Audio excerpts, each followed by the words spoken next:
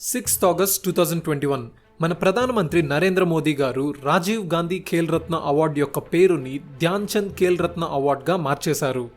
రాజీవ్ గాంధీ ఖేల్ రత్న అవార్డుని ఇదివటి వరకు ఇండియాలో స్పోర్ట్స్లో బిగ్గెస్ట్ హానర్ అవార్డుగా ఇచ్చేవారు. అండ్ అలాంటి ప్రెస్టీజియస్ అవార్డుని ఇప్పటి నుండి స్పోర్ట్స్ పర్సన్ అయిన ధ్యాన్ చంద్ గారి పేరు పైన ఇవ్వబోతున్నారు. బీజేపీ గవర్నమెంట్ ఇలా చేసిన వెంటనే అపోజిషన్ పార్టీ నుండి ఒక కామన్ మ్యాన్ దాకా అందరి నోట్లలోనూ ధ్యాన్ చంద్ గారి పేరే. అసలు ఎవరి ధ్యాన్ చంద్? ఒక ఎక్స్ ప్రైమ్ మినిస్టర్ పేరు తీసి తన పేరుని అవార్డుకి పెట్టేంతలా తను అసలు ఏం చేశారు? ఇలాంటి ఎన్నో క్వశ్చన్స్ మన మైండ్లో రేజ్ అవుతూ ఉంటాయి. అందుకే ఈ వీడియోలో మీకు ధ్యాన్ చంద్ గారి గురించి తెలియని 3 స్టన్నింగ్ థింగ్స్ ఏవైతే తన గ్రేట్నెస్ని ప్రూవ్ చేస్తాయో వాటిని మీకు చెప్పబోతున్నాము. ఈ వీడియో కానీ మీకు నచ్చినట్లయితే లైక్ చేయండి.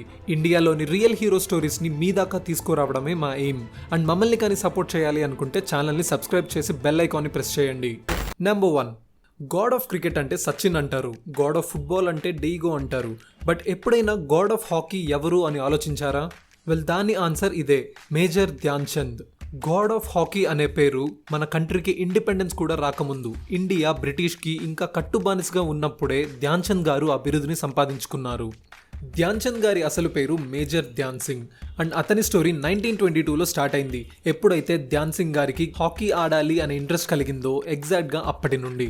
అప్పటికే బ్రిటిష్ ఇండియన్ ఆర్మీలో మేజర్గా ఉన్న ధ్యాన్ సింగ్ గారికి 4 ఇయర్స్కి ఒక్కసారి ప్రపంచం మొత్తం పాల్గొనే ఒలింపిక్స్లో హాకీలో ఇండియాని రిప్రజెంట్ చేయాలి అనే కల ఉండేది. అతను దానికోసం ఎంతలా కష్టపడ్డారు అంటే మార్నింగ్ మేజర్గా ఆర్మీలో డ్యూటీ చేసి రాత్రులలో ఆర్మీ క్యాంప్లో హాకీ ప్రాక్టీస్ చేసేవారట. హిందీలో చాంద్ అంటే మూన్, చంద్రుడు. ధ్యాన్ సింగ్ గారు రాత్రులలో మూన్ లైట్ కింద హాకీ ప్రాక్టీస్ చేసేవారట. అందుకే తన కొలీగ్స్ అందరూ ధ్యాన్ సింగ్ని కాస్త ధ్యాన్ చంద్ అని పిలిచేవారట. ధ్యాన్ చంద్ గారు ఇండియా తరపున ఆడిన మొట్టమొదటి ఒలింపిక్స్ ఆమ్స్టర్డామ్ ఒలింపిక్స్ 1928.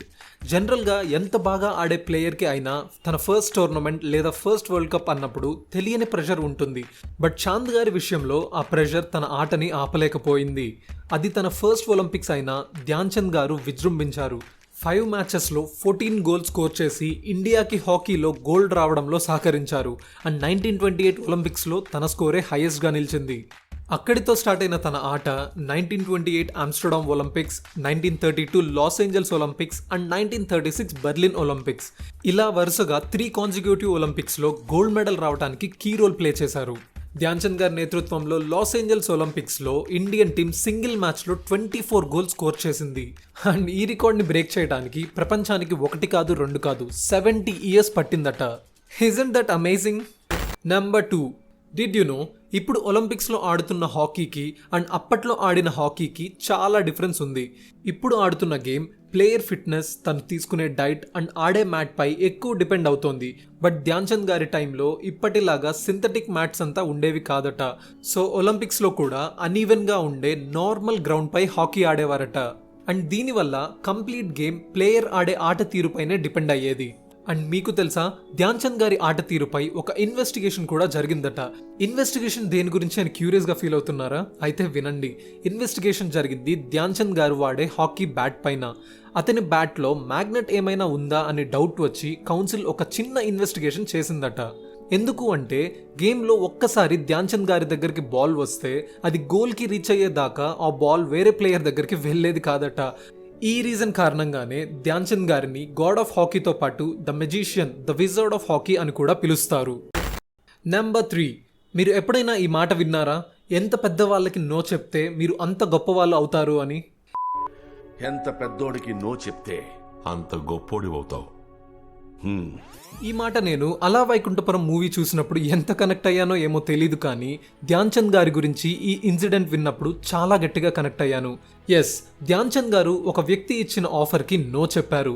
ఆ ఆఫర్ ఏమీ చిన్నది కాదు అండ్ ఆ ఆఫర్ ఇచ్చిన వ్యక్తి అస్సలు చిన్నవాడు కాదు. ఆ ఆఫర్ చేసిన తను ఎవరైంటారు అని ఆలోచిస్తున్నారా? అయితే వినండి.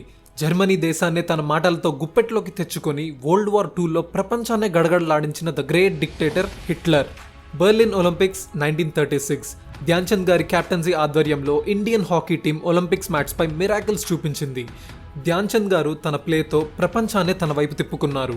అదే ప్రపంచంతో పాటు ద గ్రేట్ డామినెంట్ అయిన హిట్లర్ కూడా చాంద్ గారి గేమ్కి ఇంప్రెస్ అయిపోయారు. అలా ఇంప్రెస్ అయిన హిట్లర్ ధ్యాన్ చంద్ గారికి కంగ్రాచులేషన్స్ తెలుపుతూ జర్మనీ కంట్రీ యొక్క సిటిజన్షిప్ ని అండ్ అలాగే తన జర్మన్ ఆర్మీలో కొలెనల్ పొజిషన్ ని ఇస్తాను తన దేశానికి వచ్చేయమని ఆఫర్ చేశారు.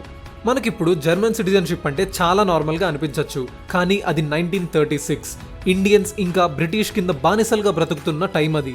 మనకు చాలా నార్మల్గా అనిపించే ఆ వేరే కంట్రీ యొక్క సిటిజన్షిప్ ధ్యాన్ చంద్ గారికి ఫ్రీడమ్ని తెప్పించే ఒక ఛాన్స్ అది, బ్రిటిషర్స్ నుండి ఒక విముక్తి. కానీ ధ్యాన్ చంద్ గారు ఇలా ఆలోచించలేదు. చివరి దాకా భారత్ వైపే నిలవాలి అనుకున్నారు అండ్ నిలిచారు. హిట్లర్ ఇచ్చిన ఆఫర్కి నో చెప్పేశారు. కొన్ని దేశాలే నో చెప్పలేని హిట్లర్కి బ్రిటిష్ బానిసత్వంలో ఉన్న ఒక ఇండియన్ నో చెప్పాడు. అతనే the great major Dhyan Chand.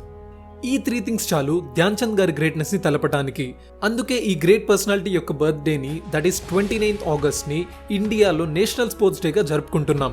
And ఆ రోజున ఖేల్ రత్న అవార్డ్ని ప్రెసిడెంట్ చేతులుగా స్పోర్ట్స్ పర్సన్ కి ఇస్తారు. బట్ మనం ఇంతటితో సరిపెట్టుకోగలమా? The answer is no. India needs more people like major Dhyan Chand. But ఎలా? సింపుల్, మన సపోర్ట్ తెలపడం ద్వారా. స్పోర్ట్స్ పర్సన్స్ అంటే నార్మల్ పీపుల్ కాదు, they are the people who represent our country అని అవేర్నెస్ ని తెప్పించాలి.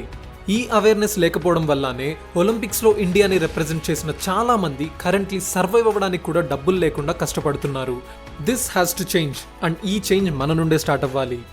ఈ వీడియో కానీ మీకు నచ్చినట్లయితే లైక్ చేయండి అండ్ ఇలాంటి మరిన్ని ఇంట్రెస్టింగ్ వీడియోస్ కోసం ఛానల్ని సబ్స్క్రైబ్ చేయండి.